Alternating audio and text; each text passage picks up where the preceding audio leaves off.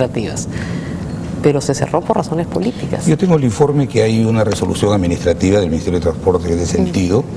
RCTV también se cerró en Venezuela por razones administrativas. Por eso. Nosotros somos muy respetuosos de la libertad de expresión. Tienen que abrir Radio Bagua. Porque ese valor, a los apristas no nos pueden a nosotros imputar que no respetamos la libertad de expresión. No pueden cerrar un radio así. Haya habido una decisión administrativa y tiene sus cauces. Porque si esa decisión administrativa es irregular, el Poder Judicial la corrige. Y nosotros acataremos esa decisión. Pues ustedes ya no estarán acá, pues estará otro gobierno, porque hasta que el Poder Judicial resuelva un contencioso administrativo, usted es abogado, 2 años, pues.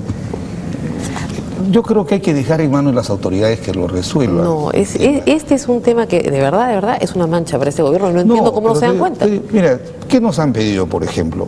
El tema de la responsabilidad de algunos dirigentes que están procesados. Eso no está en manos de nosotros. No, eso sí, no. Porque el que ha matado tiene que ser procesado. Pues no está en manos de nosotros. El que ha matado y el que ha herido tiene que ser procesado. Que se entienda en el país que hablar de orden democrático significa darle a nuestras autoridades la única herramienta que la Constitución da, que es la ley. Este caso es un caso en el cual, no solamente yo, muchísimos periodistas en el Perú y gremios de periodistas están protestando activamente porque se nota que esto es simplemente una medida de represión contra un órgano que de repente dijo cosas que no le gustan al gobierno, pero que nunca soliviantó a la gente y no han podido acreditarlo. Entonces, ahí hay un problema. Y se le dice que no han acreditado no han acreditado sus permisos, no han renovado la patente de los equipos. La verdad, congresista, señor primer ministro, no vale la pena que un gobierno se manche por esto. Y esto va a ser una mancha permanente. Pero usted no me va a hacer caso. No es eso. Sino yo no he hecho seguimiento concreto del tema, porque es un tema sectorial del ministro de Transportes, pero vamos a informar bien y vamos a evaluarlo. Si tiene algún ingrediente de carácter político, se corregirá. Pero es una decisión administrativa. La primera crisis que ha enfrentado es la salida del señor Allison. Ha sido una crisis, bueno, un poquito larga, ¿no? Una semana, pero finalmente se resolvió. Y la pregunta que todos se hacen es, usted lo ha dicho, el señor presidente no sabía nada de las actividades profesionales del señor Allison. Pero ¿quién propuso al señor Allison? ¿Usted lo propuso como dice la Constitución o el presidente se lo propuso y lo discutió con usted? Él fue ministro antes que yo fuera primer ministro, el de junio. Tiene usted toda razón, le estoy haciendo la pregunta equivocada. O sea, nosotros lo que hicimos, yo en los pocos días que vi el trabajo de él tuvo que volver a juramentar con usted. Es un excelente alcalde y un excelente ministro. Lo que se ha hecho ahí, se ha determinado un nivel de responsabilidad política, pero por una relación contractual que él se le cuestionó por estar vinculado a esta empresa Vintestrack. No, y usted mismo estaba preocupado, porque la cara que usted tenía no era la cara de este es un gran respaldo. No, yo te quiero explicar. Yo tengo el mayor de los respetos y consideraciones por Francis, el gobierno también, y le agradecemos que este joven profesional por sus valiosos servicios prestados al país. Lo que he querido sostener es lo siguiente.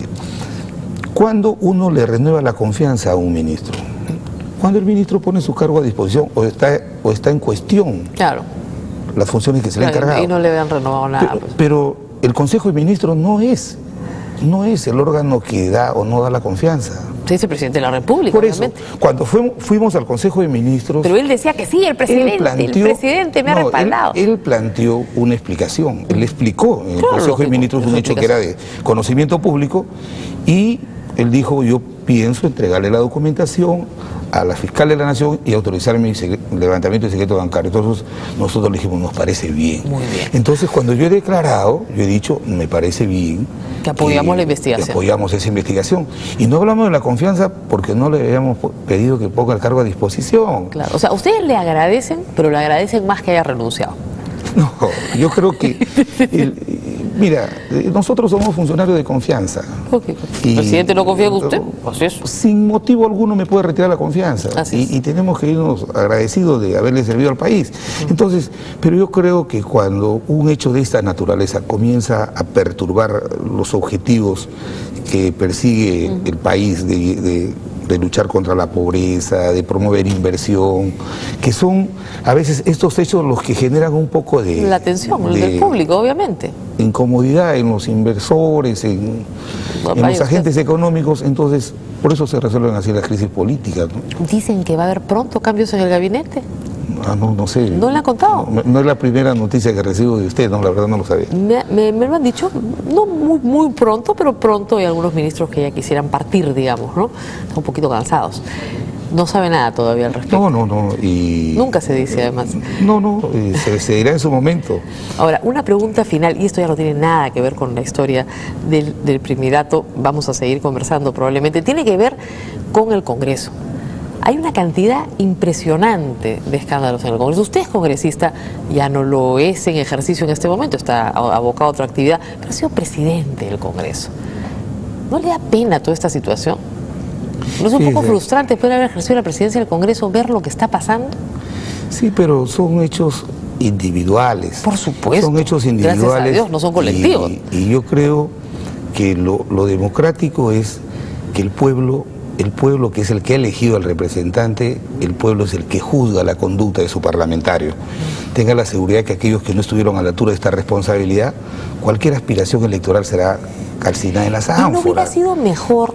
Por eso es que nosotros estamos impulsando ¿quién le da la base de legitimidad a un parlamentario? El pueblo. Entonces, está impulsando un referéndum, yo lo sé. Entonces, nosotros hemos planteado ir a una renovación por mitades para que... Pero no pasa, pues, tiene que ir a un referéndum. Y va a pasar, porque el pueblo está firmando masivamente los padrones, y va a haber un referéndum. Pero hay que hacer un referéndum con más preguntas las que ustedes han puesto. Hay que poner más preguntas en ese referéndum. Hay que poner más preguntas en ese referéndum. Que quiera, si nosotros respetamos la voz del pueblo. Ahora, ¿no hubiera sido mucho más fácil cuando usted estaba en el Congreso transparentar los gastos operativos?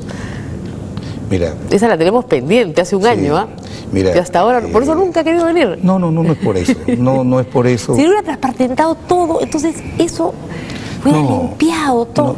Salen las cosas así, acá y acá. Yo tengo el mayor de los respetos por el Congreso de la República, y cuando yo me elegí de presidente del Congreso, yo no podía actuar a título personal, por favor, a título personal. Entonces, el organismo de control ya auditó esos gastos y cada uno de los congresistas tiene el resultado de esa auditoría. De tal manera que... no, dice la Contraloría que no han hecho nada. La Contraloría no tiene ningún informe sobre el tema. Hay un órgano de control en el Congreso, por favor, depende de la Contraloría. Pero la Contraloría no ha revisado eso. Entonces, no ha llegado todavía. Por supuesto que sí. Y todavía ya lo podemos pedir. he evaluado el tema de los trabajadores, pero bueno, yo ya no puedo opinar porque no soy presidente del Congreso. Vamos a pedirle al doctor Alba Castro. En su momento la información, ¿no? Vamos a pedirle al doctor Alba Castro a ver si nos da algo. Dudo que nos dé algo.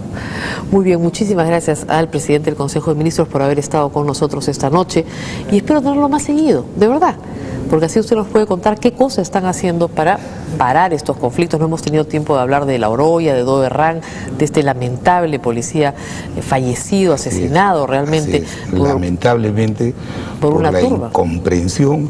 Yo me reuní, discúlpame para terminar, un día antes de ese paro con el presidente Guaro y con los dirigentes, y les dije la decisión del gobierno de apoyar esa ampliación del plazo. Ellos lo sabían. ¡Claro! Y aún así pararon. ¿Para presionar? ¿Y le costó la vida a un policía?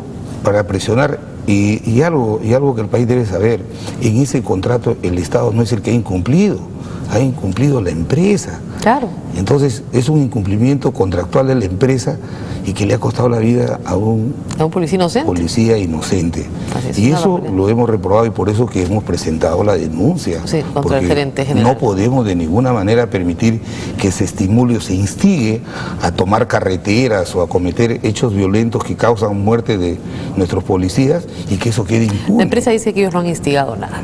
El proceso penal lo va a determinar. Y hay elementos indiciarios que van a demostrar por qué nosotros hemos formulado la denuncia, ¿no?